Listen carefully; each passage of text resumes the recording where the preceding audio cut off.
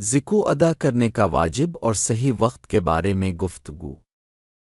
ذکو ادا کرنے کا واجب وقت۔ ذکو ادا کرنا واجب ہونے کے لیے شرط یہ ہے کہ نصاب پر قمری سال کے حساب سے 1 سال گزر جائے، یعنی سال کے دونوں کناروں پر نصاب کامل ہو، چاہے وہ سال کے درمیان میں کامل ہو یا نہ ہو۔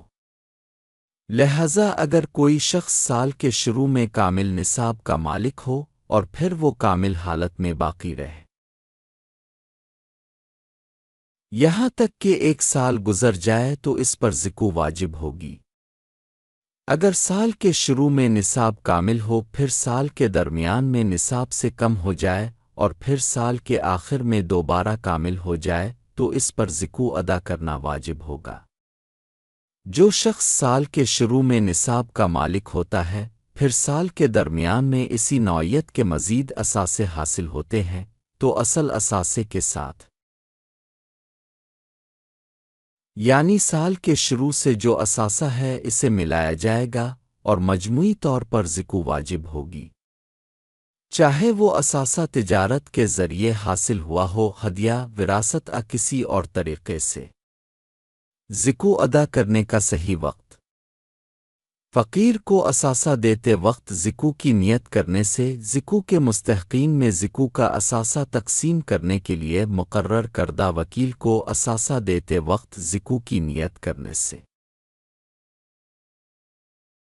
تمام اثاثے سے ذکو نکالتے وقت ذکو کی نیت کرنے سے ذکو ادا کرنا صحیح ہوگا۔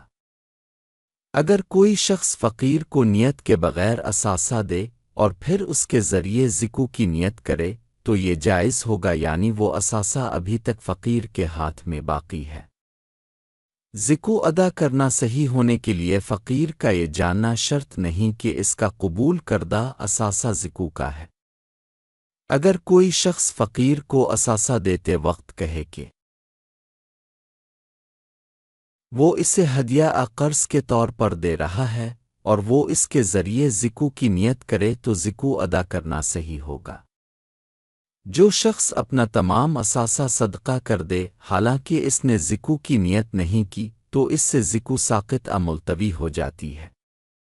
سال مکمل ہونے کے بعد اگر کچھ اثاثہ ضائع ہو جائے تو تباہ شدہ اثاثے کے حساب سے اس سے ذکو کم ہو جائے گی۔ مثال کے طور پر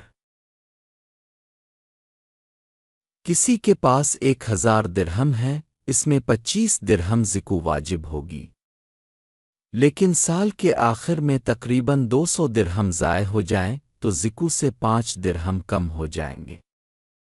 جس شخص کا کسی فقیر پر قرض ہو اور وہ ذکو کی نیت سے اسے بری کر دے تو ذکو ادا کرنا صحیح نہیں ہوگا، اس میں مالک نہیں بنایا گیا تھا، اور مالک بنائے بغیر ذکو ادا کرنا صحیح نہیں ہوگا۔